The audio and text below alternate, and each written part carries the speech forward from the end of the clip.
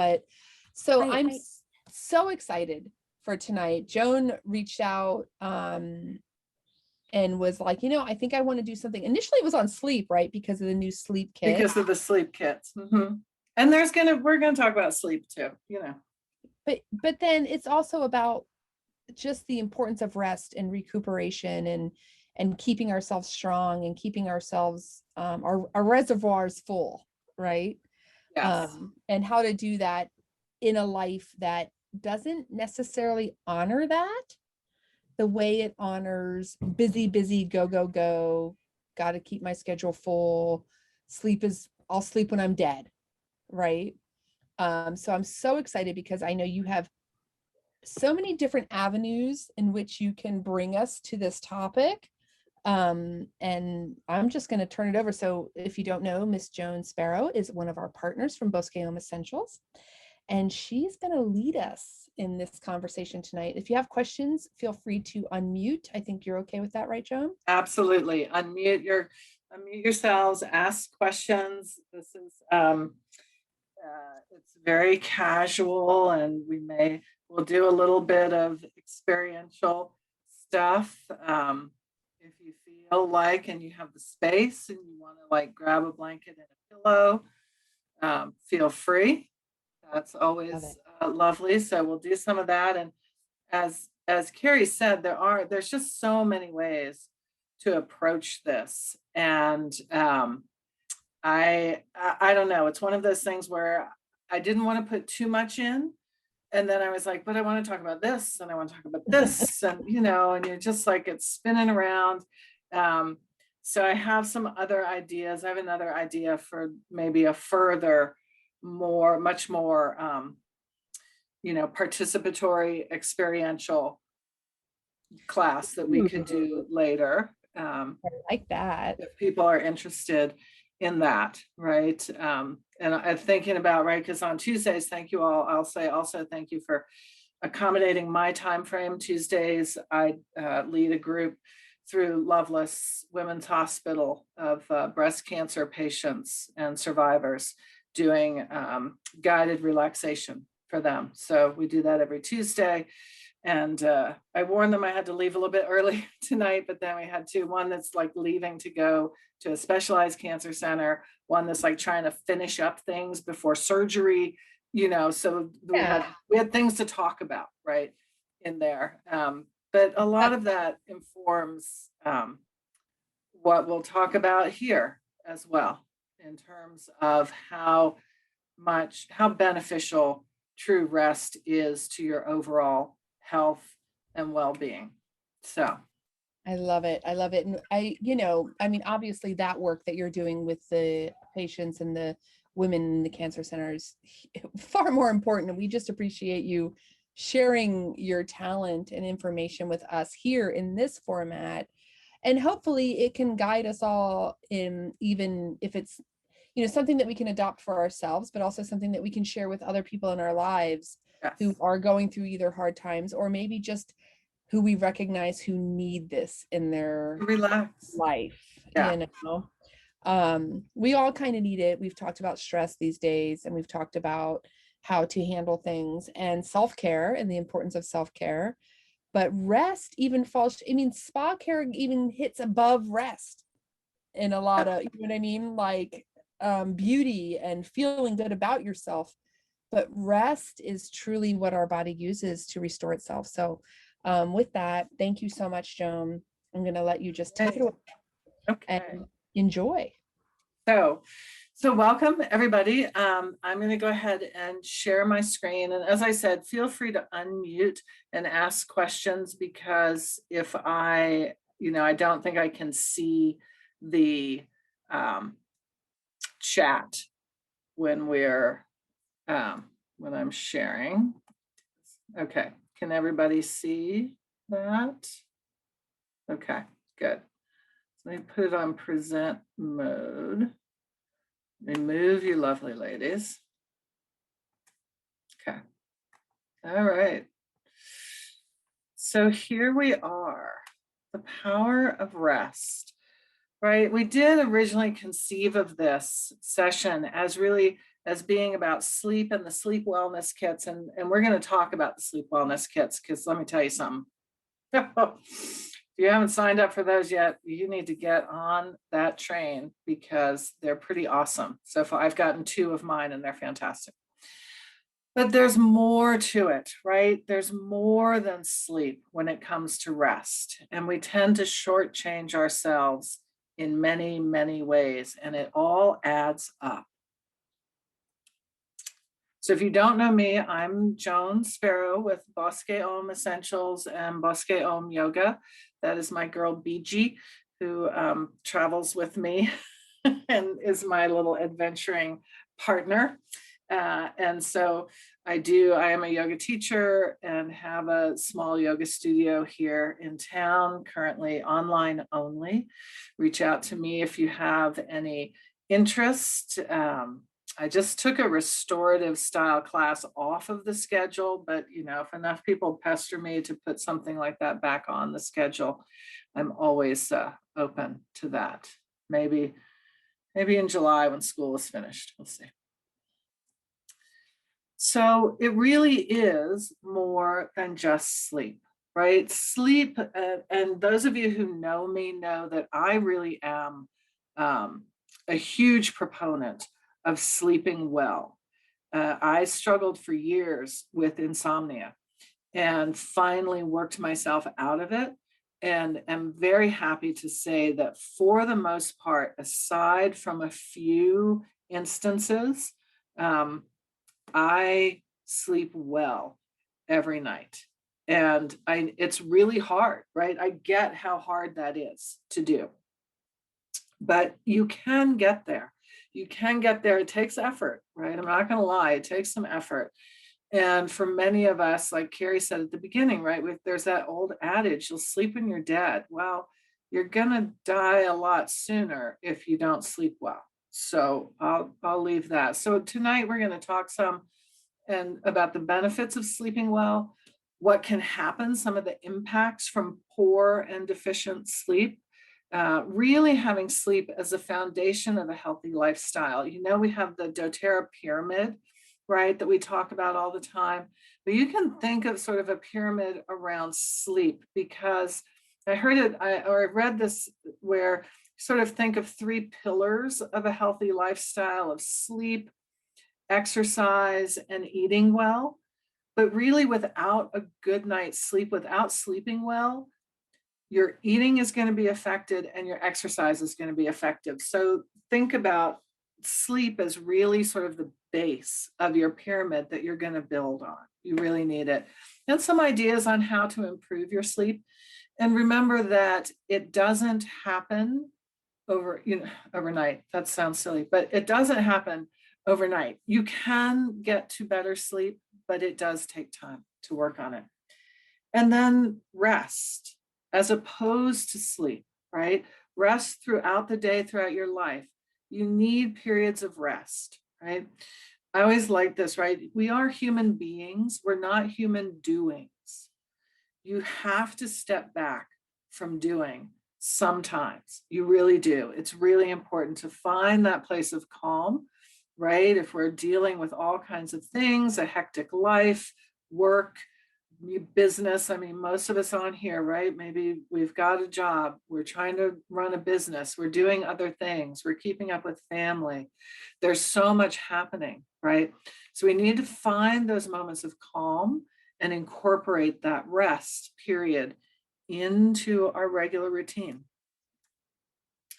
So look at this, right? How cool is this? Think about this whole big breakthrough. Look at this. Just take a look. Scientists discovered revolutionary new treatment.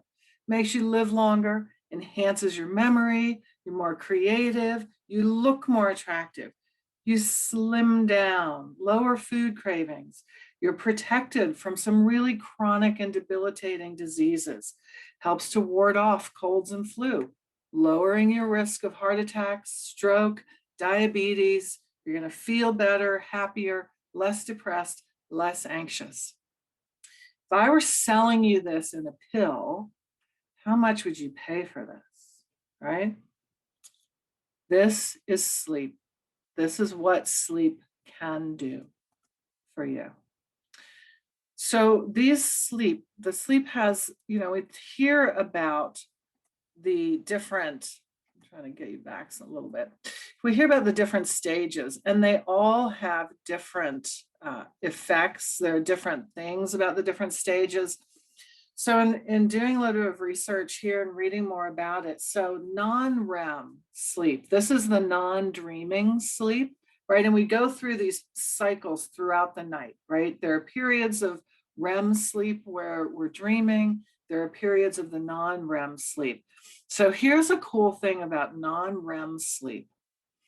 There is the system, a glymphatic system that cleans the brain during the night. It is a fluid system, and it's cerebral spinal fluid, but it moves through the brain. And during non-REM sleep, that's when it's most effective at removing toxins from around the cells in the brain. And one of those toxins that gets removed during non-REM sleep is amyloid protein. So I think everybody in here has been in various classes and things like that to know what amyloid protein is. That's the protein that builds up the plaque that leads to Alzheimer's and dementia. And the way, this is really interesting. So during non-REM sleep, and the way I read that it would describe, if you imagine it this way, so the glymphatic system is like your street sweepers, right? And they come out at night and they're just picking up all the trash and they're getting rid of it. And the way it was compared is that during really good non-REM sleep, if you imagine your brain, if you imagine it in terms of like all the cells and everything in your brain, think of it as a really big city like New York City.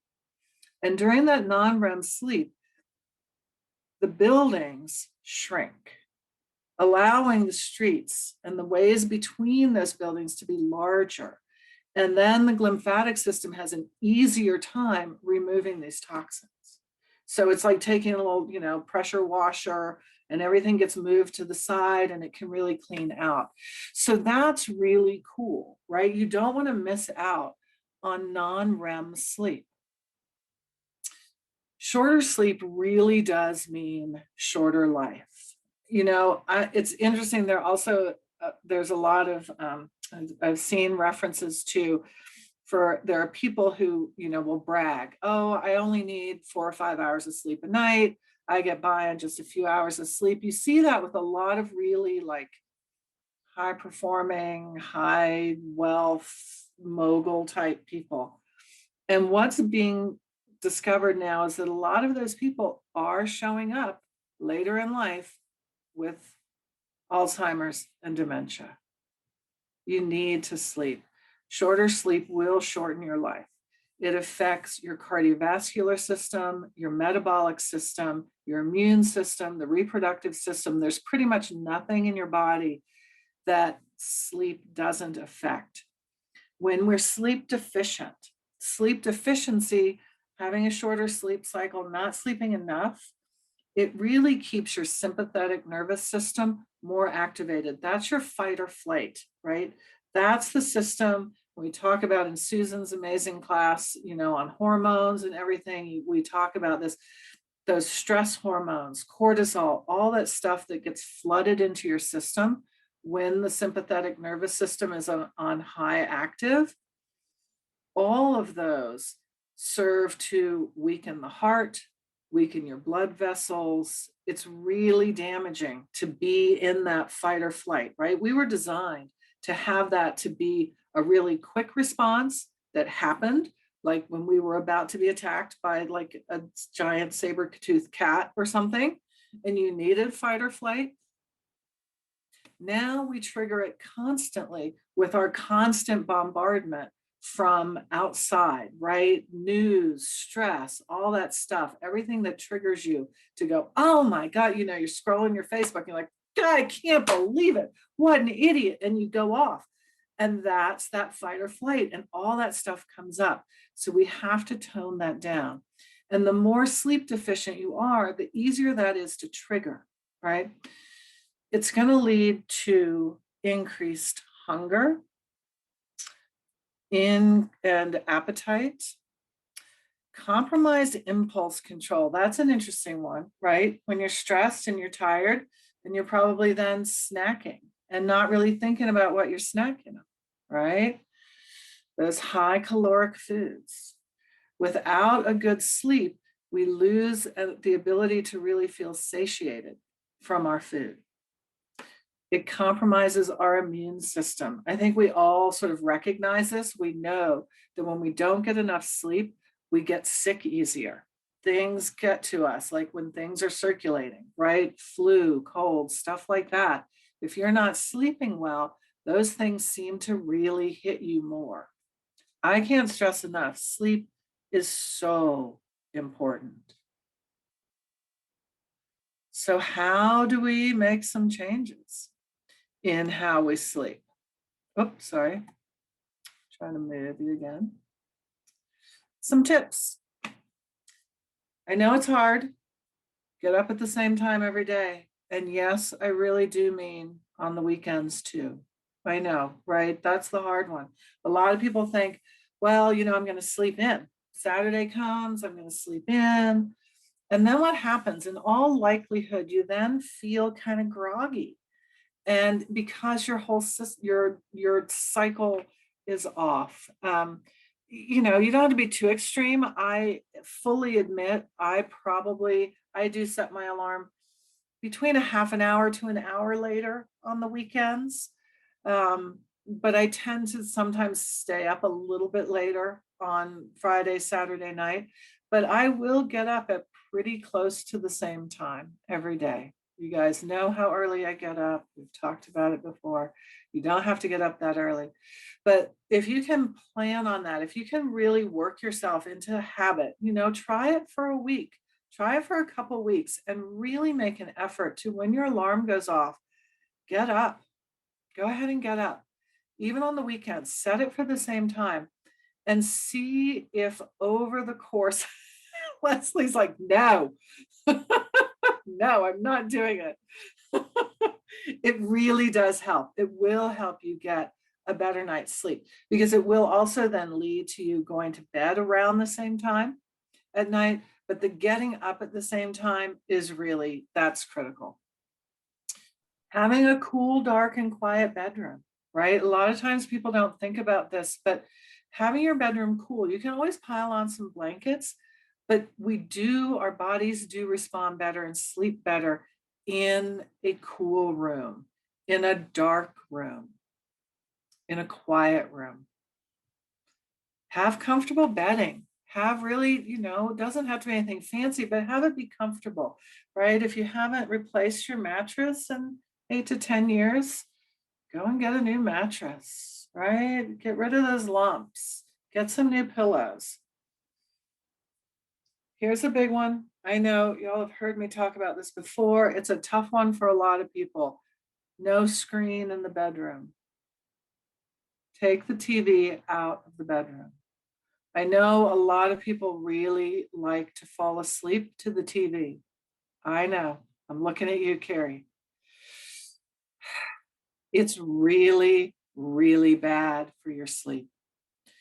Even if you're just like dropping off and it's something pleasant, that light will disturb your sleep cycle. We can come back to that. Not if you have the little hat. You need the little hat. You wear the little hat. Well, then you can just listen. You don't need a screen. That's what I do, is I just listen. Yeah. I even use this. Watch. This is me at night. This is how I sleep. Just like this. And it's amazing, right? I mean, but I hear you. Yep. I do. While I'm interrupting you so rudely. No, you're not rude. That first part about getting up at the same time and then weekends.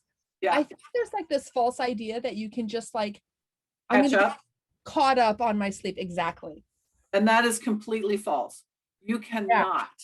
Yeah. You cannot, if you like sleep 4 hours a night during the week and then you go and sleep like 8, 9, 10 hours on the weekend. Nope, it doesn't. You don't catch up. It's just physically that doesn't happen. That constant sleep deprivation is just going to erode at your health, right? So try it. Try the no screens in the bedroom, or at least minimal, you know, and then really have a routine, create a routine to wind down at the end of the day, before you go to bed. I like a cup of tea, nice cup of tea. Ideally, you're turning off any entertainment that you're taking in about an hour before you try to go to sleep, because it does stimulate the brain.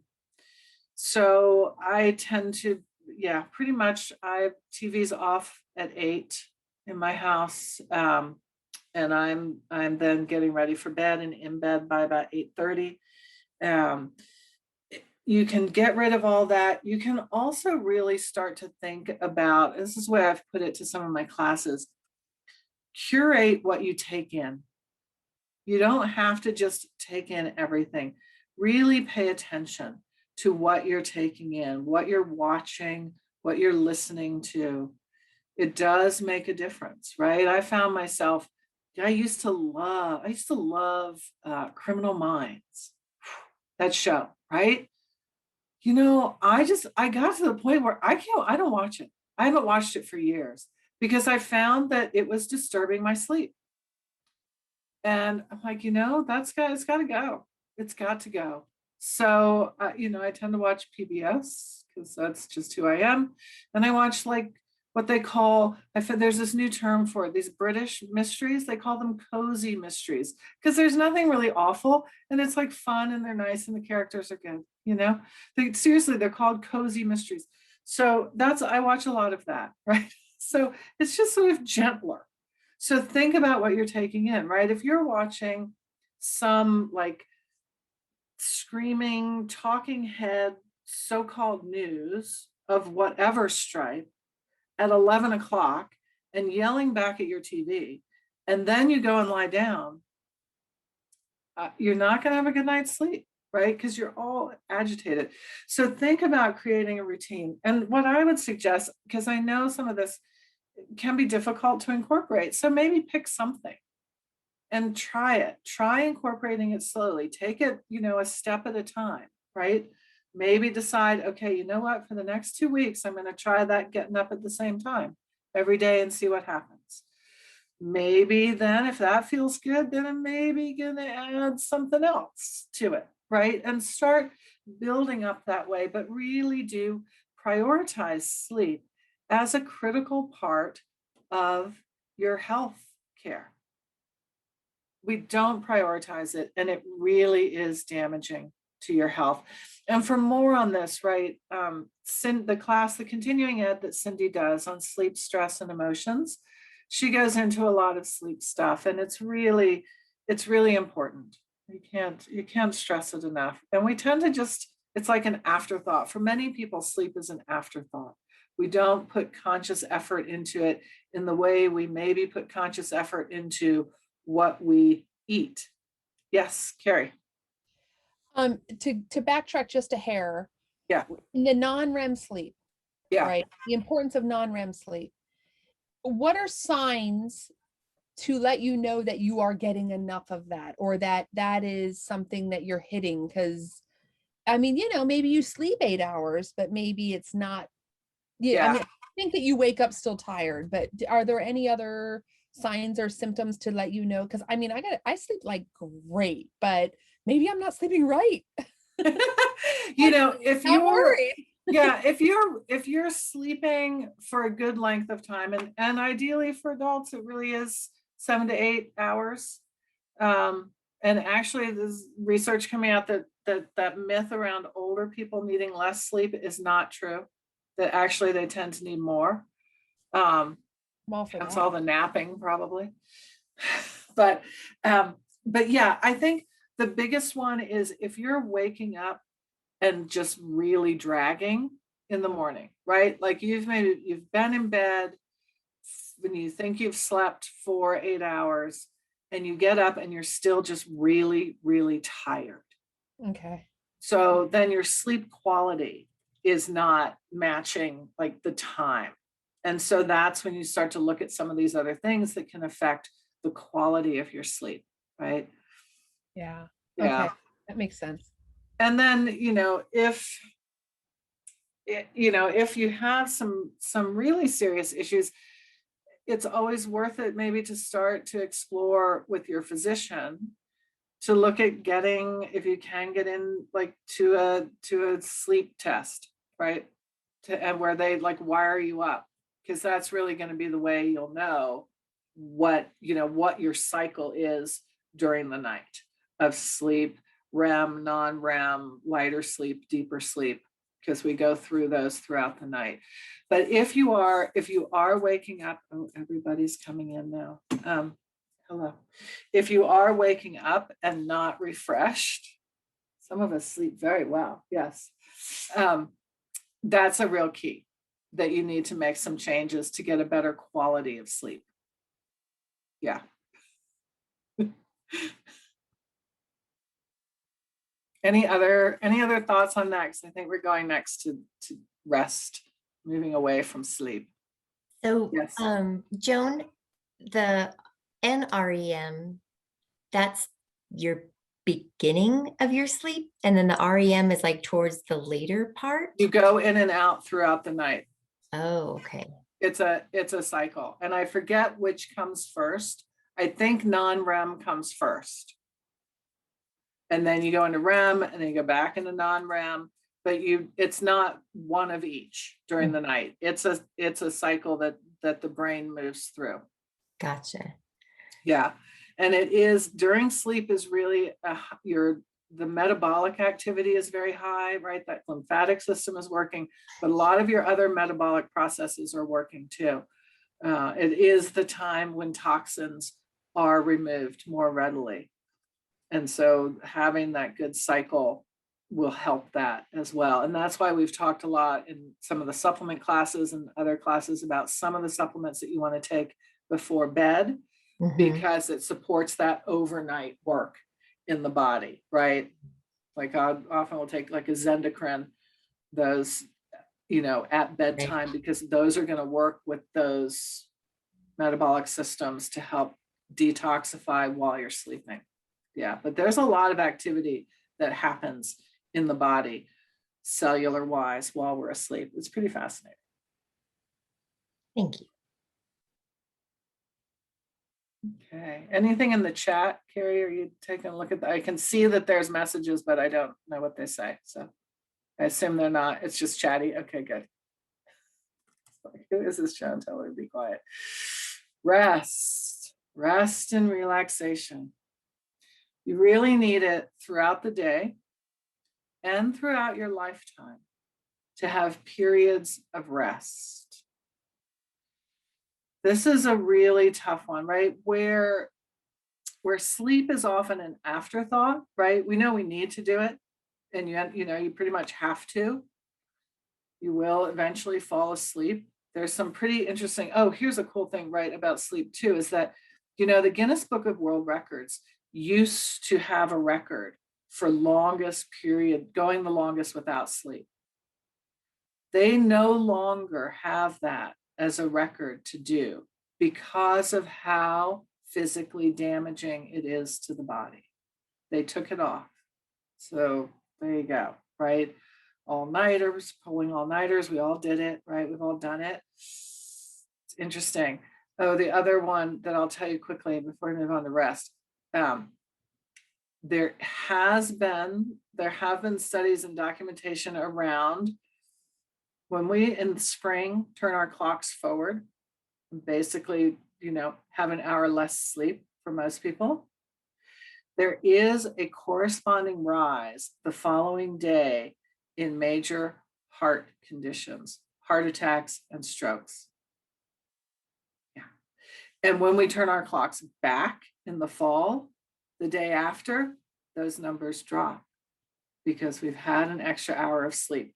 So there's a really tangible study, right, of, as someone said, put, like 1 billion people in the world that do that clock change to really be able to see the numbers do spike the day or two after.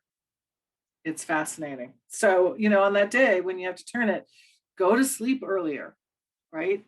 try and still keep your right number. Don't lose out. So true rest, right? As opposed to sleep. Rest has many different connotations, and we can get rest in many, many ways. Rest in our culture can carry a bit of a stigma to it, right? We live in a culture that is go, go, go. We live in a culture that is defined, many times our success is defined by what we do, how much we do. And if we're not doing anything, think about all of the cultural, what do I want to say, what's the right term for this? Like adages, things, idle hands or the devil's playground, or whatever, right? We have this ingrained cultural thing about work ethic, about constantly doing something. And I love this way of putting rest. This is from Catherine May, and I have a couple of resources at the back. Her book is amazing. But this rest, a lifting of the obligation to endlessly do, to be constantly doing something. You have to get past all of that sort of acculturated guilt, right? About just taking time for yourself, about not actually doing anything, and understanding that that's okay. And it's really quite necessary throughout the day, right? We have to figure out and plan, create some alone time. For those of us, it's easy for me, but if you're surrounded by family, and certainly over this past year, when we've all been at home with our families or working from home and doing, everything is right there, trying to carve out and create some space to have some alone time, that's important. A big one for a lot of us, and certainly for women especially, learning to say no. It's a big one, right? But there are times when you have to say no.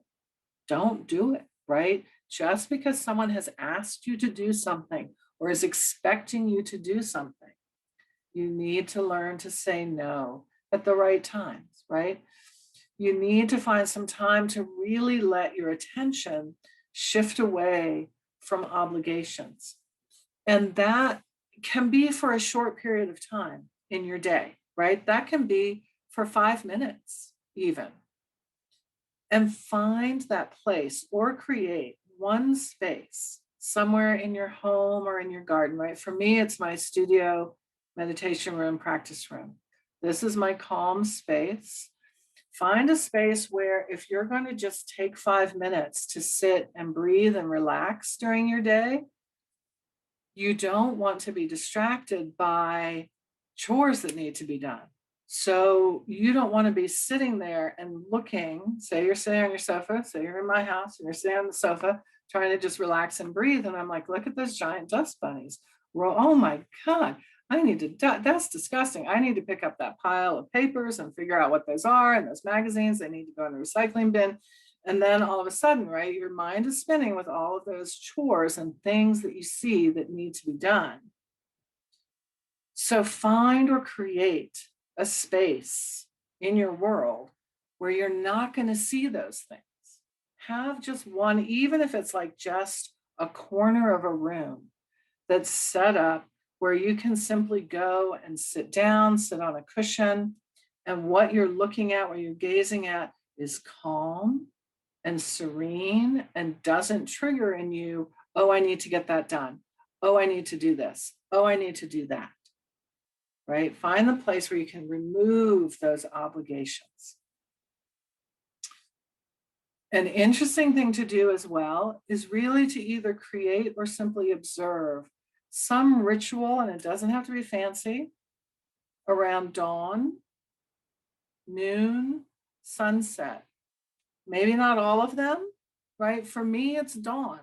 I am up, I am outside pretty much at dawn. Sometimes I get home before dawn, but right about dawn, if you're getting up that early, it's getting earlier now. It's much easier in the winter, but now sunrise is just about 6 a.m. So, or just before, just right around 6 a.m. right now. Go out and stand and face the east in the morning for just a few minutes. Breathe. The weather's lovely right now.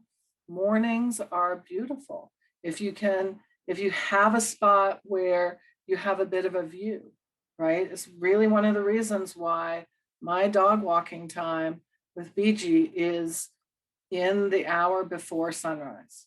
So we're generally getting home from our walk just about sunrise. So it changes all the time. Right now we're out the door 5:15, 5:20 for a walk. It's beautiful at that time. If you've not been out at that time in the morning, try it. Just try it. I encourage it. It's hard. I know. Get up, try it. It's really beautiful at that time. It's quiet. Sky is lovely right now. The air is cool. It's just a really lovely time, even if you just step outside and take a few deep breaths. You can do the same thing at sunset, right? You can pause and step outside, look to the west, look at the sky, look at the clouds. It's gorgeous. We have amazing sunsets here, right? In New Mexico. Just step outside and take a look and take those couple of moments. That's a time. The rest periods, right? It's not, you don't need a long period of rest necessarily through your day, but you want some moments where you do step away, where you take your mind off of all of the tasks, all of the chores, all of the to-dos. Breathe, let yourself kind of reset. And then you come back and refreshed. And, the chores, believe me, they're still waiting. Doesn't matter, right? They can wait 5 minutes. It's perfectly fine, right? Unless someone's like chopped their arm off and they need to go to the hospital. It's going to wait. You can wait. We're fine, right? What's going to happen? Nothing. We get into these situations, right? And we tell ourselves, no, things have to happen. We have to do this right now. Maybe you don't really have to do it right now. So Joan, would you say then that, or in my mind, I feel like if we can find these moments of breath throughout the day, that actually will also help in the evening when it comes time for sleep. Like we're almost teaching ourselves about how to release. Yes, absolutely. Absolutely. That makes a big difference. You really can. It's important to do that throughout the day. And it does help then at night, because once you start to, like any sort of habit, once you start to train the brain to release and move away, and then if you sort of then go on to like make your bedroom that calm and soothing place, where you don't see the obligations, then that also can really help and allow you to then, once you get into the bedroom, you're like, the rest of it's all out there. It can wait, right? But in here, that kind of slips away. Yes. And, I like that. You can do that. Yeah. Well, and it makes it so that you're not just saving up all the release for bed, because that's almost too much. It's too much. And really having those moments of rest and period. And this is, I brought this in because I really do love this. And this, the Aesop's fable of the ants and the grasshopper, right? And it's interesting, the original version is sort of not, it all takes place like on one autumn day. It's not this lovely, he's not like hanging out during the summer with them. That's like the cartoon part for the kids. But what really in the original is, right, the ants, they're drying some grain that they've been collecting. It's a fall day. The grasshopper comes by and he's hungry and he'd like some grain. And they're like, no, what have you been doing? What's wrong with you? Why didn't you work to get this, right? And it's really quite brutal. And they send him on his way to die. So yeah, they're like the ants, no.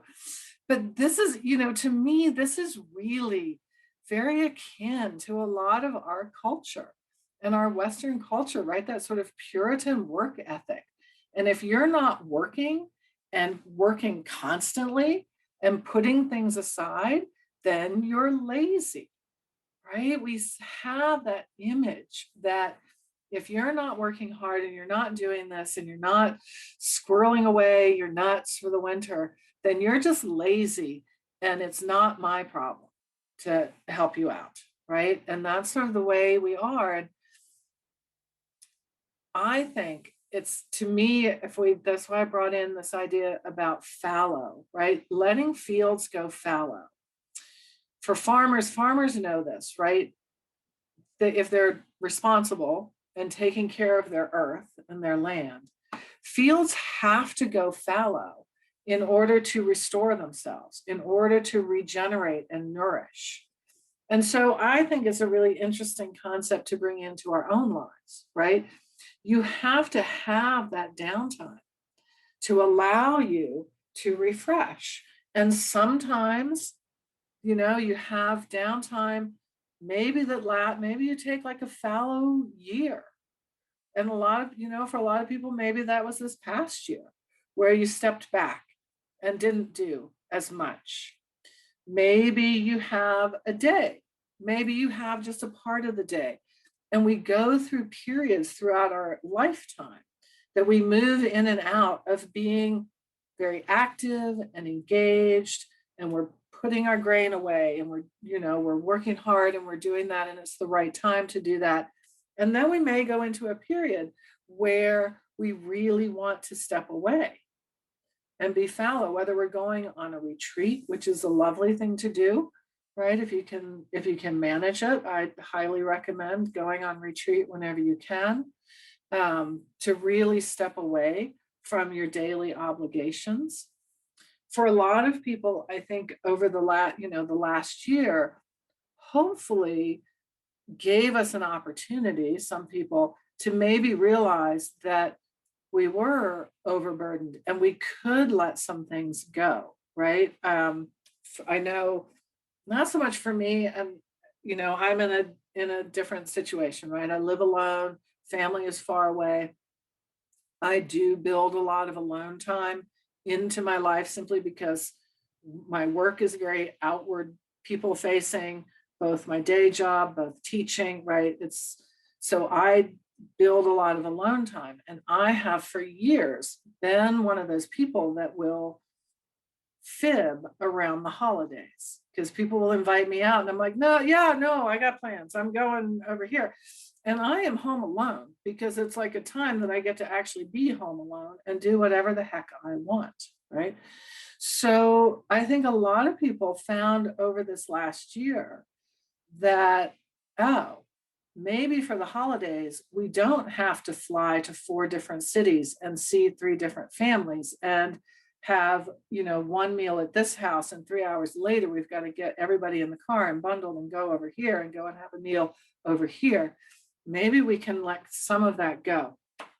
And that's what the rest is too, right? Allowing yourself to say no, to protect your time, and to have some time to yourself. And even if it's I think you can carry this as well to having time for just your family as well, right? Because a lot of times, family is drawn in different directions, but being able to have time, downtime, quiet time, rest time together as a family is really quite wonderful too. So you can build that in as well. So, sometimes we're the grasshopper, sometimes we're the ants. You have to have a little bit of both, I think. Oh, the sleep wellness kits. So these are really about more than sleep, right? I think that these are about everything we've been talking about. These can support all of these things. I've received now kit 1 and kit 2. I am not going to lie. This Serenity body butter, this is the thing you need. Oh my God. This is ridiculous stuff. Is it good? Because you unboxed it, but you didn't open it. Is it Oh, oh my God. It's like thick And like, I mean, this is, yeah, it is the most amazing stuff. And It's it gonna is last forever. Serenity. It is so lovely. I'm so Yeah, excited. I know. I just, after last night, I just like had it out and was just like, and slathering it on. So, I mean, obviously you can make your own body butter, but man, they need to come out with this in a large size. Seriously, this would be an amazing product for them to have, like, is in a large size. I mean, everything in the sleep kits is really cool. The gratitude journals are really nice. They are, they have prompts and they have a word for each day, and then prompts and things to think about around that word. They're quite nice. It was interesting because yesterday when I got kit 2, I think I opened up, I was looking at the day and the prompt, the word was stillness. And I thought, oh, well, that's so appropriate as we're getting ready for this, right? Yeah, so these, you can see them here, all the amazing things. You get a lot of really, you get exclusive items that you're not going to get outside. If you don't know about the wellness kits, I think probably everybody on here knows about the wellness kits, but they are 3-month series of curated groups of product around some specific issue, right? April is when they released sleep and respiratory support. And the items in there, the deal on this, right? You have to get it on your LRP and you get one each month for the 3 months, and then you can start over or you can stop. You can stop at any time. But you get some amazing sleep, you know. Number 2 that came yesterday, you have that Serenity touch, you have that little baby breathe, the baby Copaiba, and that sweet little baby roll-on of Magnolia. And then, again, I'm telling you, this stuff is just, I mean, it's too small. I want more of it already, I know. But so everything in here, right, in these can support you in terms of sleep and in terms of just your rest during the day, right? Those Serenity soft gels, I think we've talked about, right? I've fallen in love with them, and they were sort of the anxiety reliever before they came out with adaptive, right? They don't completely knock you out for most people. Some people they do, but they don't completely knock you out. So if you're like having just a really hectic, crazy day, you could take a Serenity soft gel during the day just for a little bit of relaxation. All of these oils are great for diffusing or topical use throughout the day, right? Month 1 gives you that the bath salts that are unscented, so you can add stuff to it. So if part of you're creating an evening ritual before bed is a bath, you've got bath salts there to support that. Really, really wonderful products. So if you want more information about any of the wellness kits, if you're not sure about them, get with your wellness advocate, talk about them. They are pretty amazing. Yeah, it takes practice, right? This does not happen. We're not, in our culture now, we are not just, for the most part, able to simply sit back and relax. We really have to teach ourselves and teach our bodies how to relax. It is a process. It is something that can be learned. You can learn to relax, but it takes some effort, some work. It's okay. You can do it. So with this, on this particular slide, first I'm going to say, because we are going to do a little bit, we're going to do some breath work. We're going to talk about some ways to relax when we get into bed. Any questions up until now? Anything anybody wants to share? Thoughts, concerns, questions? Yes. I am just loving every single class that you teach, Joan. I will eat up every single morsel. Thank you. And it's so interesting because, and I think this might just be human nature because I know my mom is on this call, but she's always saying, get some sleep, Hita, get some sleep. You have to rest. You have to rest. And I'm like, yeah, yeah, yeah, I know, I know. And like, you know, all of this stuff and you hear all of this stuff and your mom tells you all of this stuff. But, Yes. you know, you just have to hear it so many times and implement it and just have a lot of times, I think, just have the outside forces tell you, and you're like, oh, my mom's yeah. just right. Yeah, we need to do that. And Yeah. I think especially for a lot of people, right? If they are super busy, it's really hard to start paring down, right? As one of my people said, and she was going to try and make it out. I don't think Sue is here. But she said, it's like, you're doing stuff and it's like, well, oh, let me just do this one other thing. And let me, you know, how many people here on this call that have that, like, as you're getting ready to bed, like, oh, let me just do this. Oh, let me just quick fold these towels, you know, whatever. Let me just finish this load of laundry. Let me just do one more thing. And so and then all of a sudden, you know, it's maybe another hour or two later and you still haven't gone to bed and you still haven't allowed your body time to wind down or your mind time to wind down. Mm-hmm. And it's, to me, it comes back to a lot of that, like that sense of guilt if you're not actually doing something, right? I know people who just cannot sit and do nothing. And I will tell you, if once you can train yourself, and you know, and I'll use that term, train yourself to actually be able to sit and do nothing. Mm-hmm. Take those moments. It takes time to train yourself to do it, but you really can. And you really start to realize that all of those little things that you feel like you have to do right then will wait. They will eventually get done or not, right? It's okay.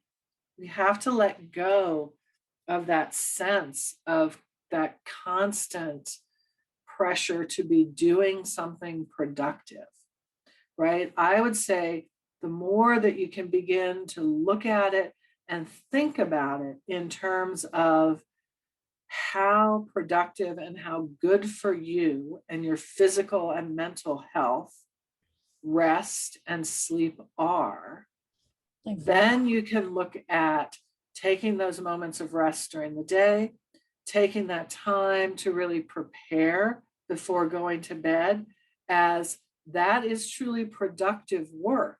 Exactly. You know, you can flip your thought about that to say, nope, this is my chore right now, is to prepare for bed and prepare myself to have a good night's sleep. Or, you know, mid-morning, mid-afternoon, whatever, this is my, you know, on my list of to-dos is my sit and breathe. And it is just as important as making that phone call or scrubbing the floor or running an errand. Make it as important in your life as those things, right? Because the key really is, you know, for our physical health, to sleep well and to be able to let go of that sympathetic nervous system response, the fight or flight, and to engage with your parasympathetic nervous system, the rest and digest system. The more that you can bring that in, the more that you can activate that parasympathetic system, the healthier you will be, right? Because then all of that cascade of those negative impacts, those really detrimental impacts of not enough sleep, constant fight or flight, those will start to ease. Mm-hmm. Absolutely. Yeah. I think you're so right. And I mean, I feel like the fact that we aren't taking rest and sleep so seriously, it makes everything we do harder. If you just give it the space it requires and recognize it as being almost the most important thing, when you start stuff on a fresh mind and a fresh brain and fresh emotions and fresh everything, it is faster, easier, so much less of a pain in the butt. It makes everything easier to just go ahead and give It it. does. It almost takes less time. If you take 20 minutes to rest for whatever reason, maybe you do a meditation or you take a walk or whatever it is that you're finding to be restful to your mind, when you come back to the task, you will actually still finish the task sooner than Yes. had you sat there struggling with a tired, overstressed mind or emotions. And so it really is your power, your superpower, It right? is a superpower. It really is. And it is, you know, in our bodies and our brains were designed to have this period every day of restoration. Yes. And we have eaten away at that to our detriment. Yeah. Yeah, there's all kinds of stuff. And we could go on for hours just about the health impacts and all the studies around sleep and Yeah. deficit, right? How, you know, changes in memory, right? Studies that have been done around people doing an all-nighter before a test and those who didn't do an all-nighter, right? And that whole idea of pulling an all-nighter and cramming, it doesn't work. It just doesn't work, right? And these things are sort of being debunked now, just like the myth of multitasking. We know that you can't truly multitask. You maybe have minute moments on different tasks, but then everything gets shortchanged when you're thinking that you're multitasking. It just doesn't work. And the brain doesn't work that way. So true. So true. So we'll go to that. I just love the kitty, right? It does. It takes practice. You have to work hard at this. And then it becomes great. So a couple of things, right? If you ever want to reach me, you can get to me through here. If you're on the Facebook group, you can reach me there. You can email. That's the studio email that it's on mine. So these two books I found to be really wonderful, and they're both very, very accessible and easy to read. And all of the why we sleep. This is really, there's so much scientific. If you really want to delve into, like, if you want to find out about all the different stages of sleep and go into it in detail and all of the scientific studies, this is a really well put together book, and that will allow you to delve into it without sort of, having your head explode with science stuff, right? And then I'm going to tell you, so this book, Wintering, the subtitle to this is The Power of Rest and Retreat in Difficult Times. This book is incredible. It came out last year, got rave reviews and a lot of press, rightfully so. It actually took me probably 3 months on hold at the library to get this copy finally to me. I'm actually going to buy this book now because I want to delve into it again and again. I pretty much read this book in one go. That's how compelling it is. I spent a day, and it's one of those things I'm like, I'm going to sit here and read this book. And I read almost the entire book in one day. It's wonderful. It's really wonderful. And a lot of those concepts around having fallow times in your life and understanding that your life will go through these different series, cycles of this, comes from her book. This is a really profound book. I highly recommend it. I totally fell in love with it. So it's interesting. So I'm going to stop sharing. Let's see if I can I have to move you all a little bit. Okay. Stop share. Okay. So here we are. So we're pretty much right at an hour. I try to be mindful of everybody's time. right? So if you need to drop off, I thought we would just take a few moments to do a couple, just a simple breath exercise that you can do. You can do this anytime during the day. You can do this as you're going to bed. And then another little tip around relaxing once you get into bed.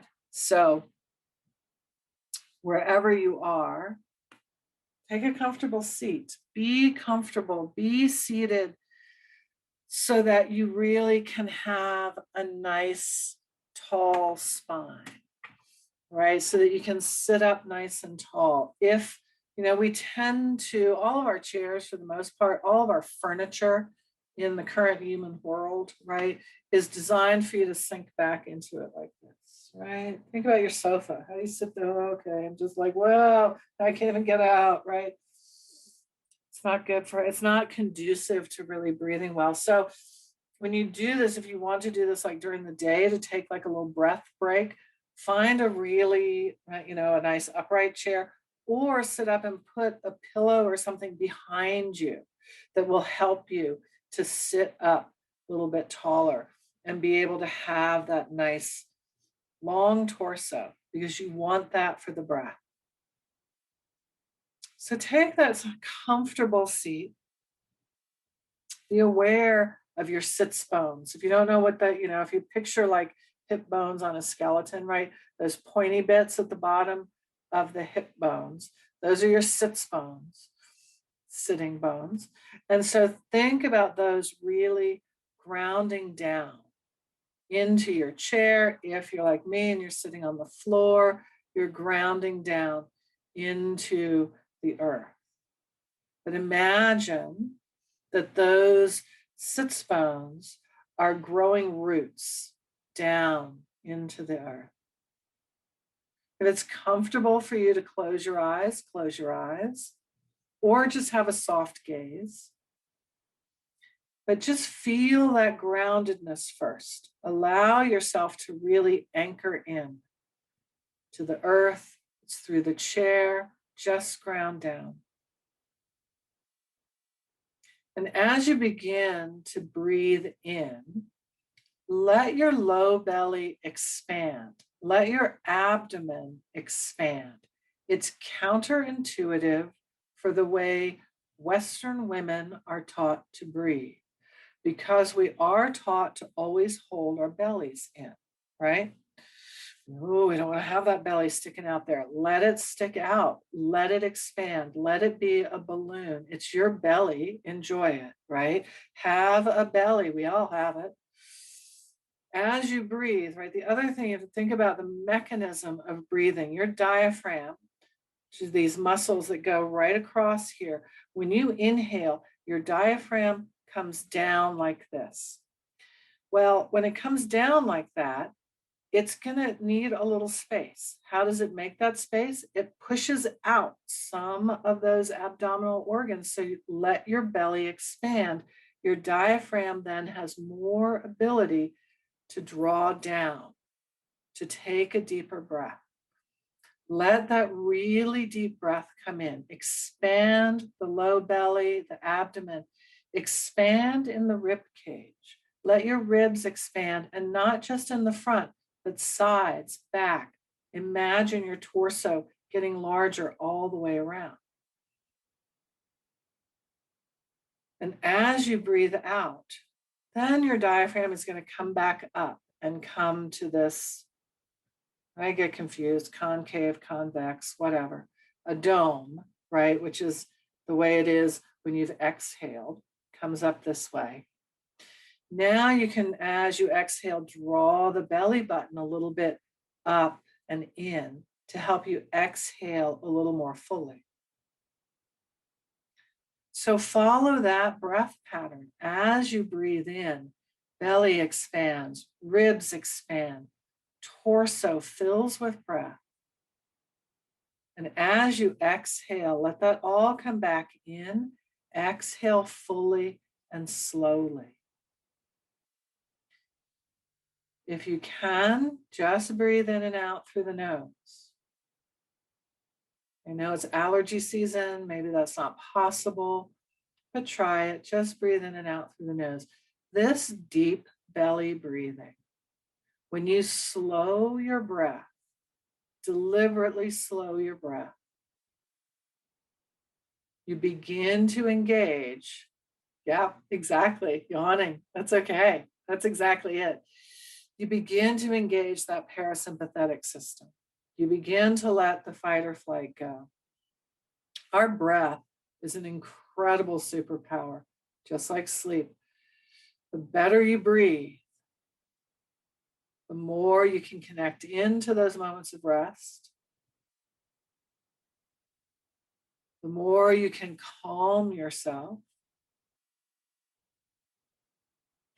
Deep belly breathing, huge tool. I recommend practicing this a few times during the day. The more you practice breathing like this, the more it becomes the way you breathe. Maybe that's where you decide to start to find a couple moments of rest during the day. Say, set a timer on your phone, right? Break at a certain time mid-morning. Oh, it's my breathing. I'm going to sit down. I'm going to root down. I'm going to take a few nice deep breaths. You'll be amazed at then how refreshed you are when you go back to whatever you're doing. Step back, take some breaths. Breath is fabulous. Long, slow, and deep. You can add to this if you want for a little bit more relaxation. You can hold the breath a little bit on both the inhale and the exhale if you don't have any issues with unregulated high blood pressure or glaucoma. You can hold for a few counts when you fully inhale and when you fully exhale. That is a really fast way to start to access that parasympathetic system. So you can play with that. You can play with patterns, right? Yeah, right, Carrie, releasing your shoulders. It's amazing, right? Just what taking a few moments to sit comfortably upright, deep breaths, and then, okay, right? Now I'm ready to tackle whatever it is that I need to tackle. It's a really useful breath that you can use when you're going to sleep, right? You can do that as you're going to sleep. It's another great time to practice it, right? Just do that nice, deep, deep breaths. Another thing that you can do, the last thing that we'll do is as you lie down to go to sleep, and you can do this during the day as well, if you have a place just to lie down, but you can work from the feet up to the crown of the head by tensing your muscles and releasing them. Tense and hold and release. And I like to do it like starting, I'll do it, if I'm just doing it pretty simply, I'll just legs, squeezing every muscle in the legs, right? From the toes to the hip, squeeze, squeeze, squeeze just as much as you can, and then release. Same thing, make the hands into fists, squeeze really hard from your fists all the way to your shoulders, and then release. Big inhale, expand through the torso, the belly, the abdomen, chest, ribs, lungs, all of that. Make it absolutely as big as you can. And then a big exhale and release. And then on your face, squeeze everything, eyes, lips, cheeks, just like scrunch everything really, really tight. And then a big exhale out through the mouth, just and let it all go. And that's a great practice to do as you go to sleep, as you get ready for sleep, when you lie down and you're ready to go to sleep. It's a really nice way. And you can go through that pattern a few times, right? It's really helpful to sort of help to dissipate some of the muscle tension that we hang on to throughout the day, right? So that's what I have for you. Yes, that big exhale.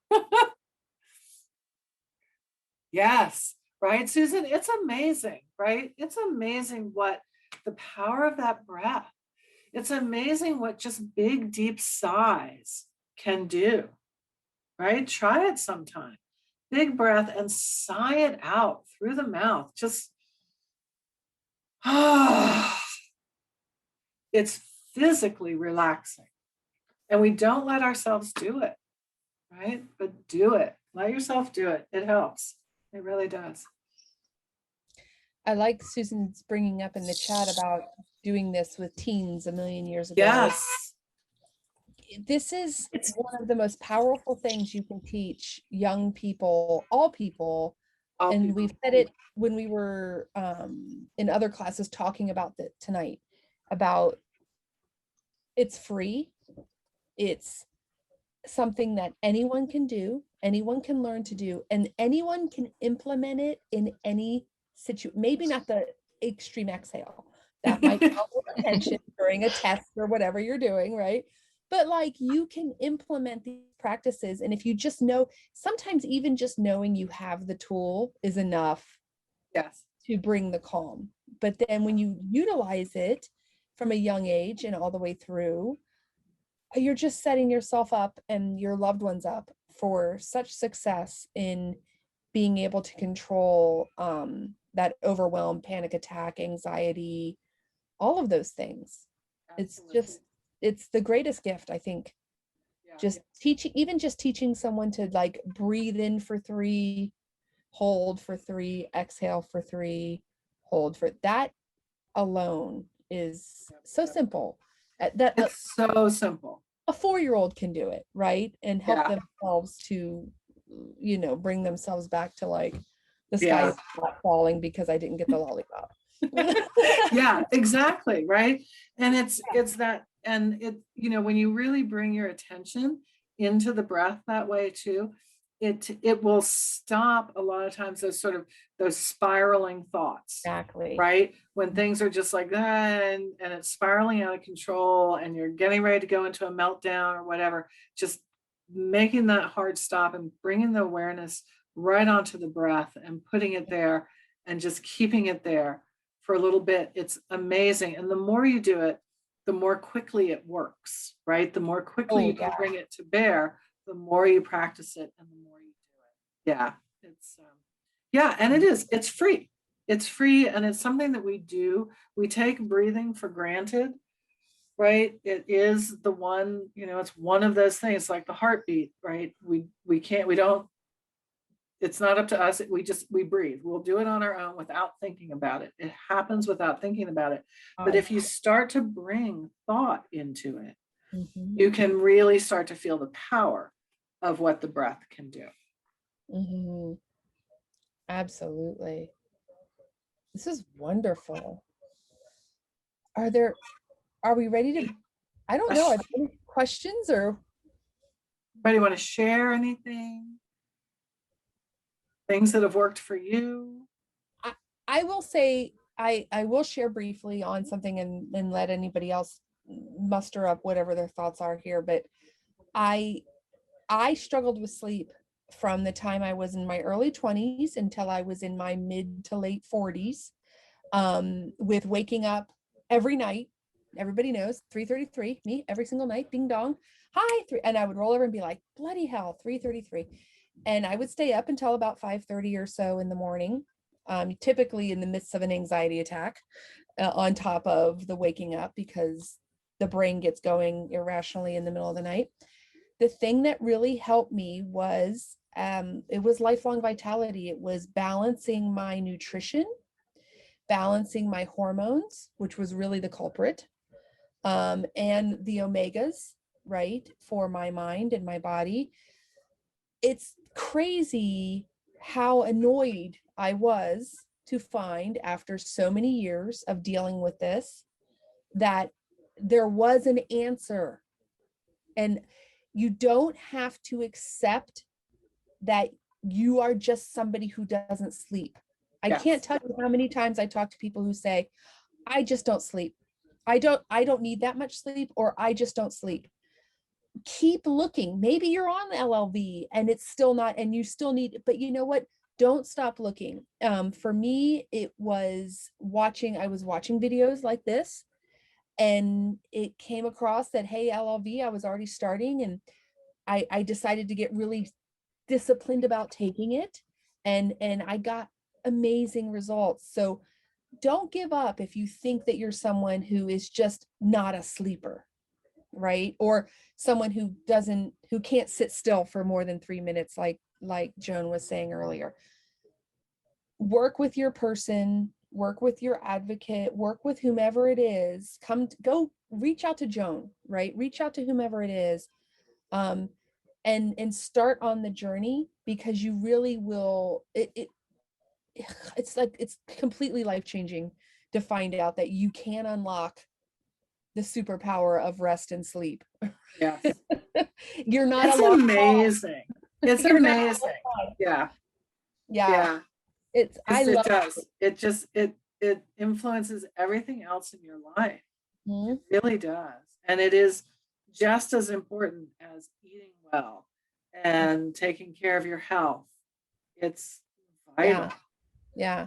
But you don't have to, just reach out and find one of us. We will try to work with you. It might be a journey, but that's Yeah. okay. We're going to help you get there. It's glorious when you can sleep.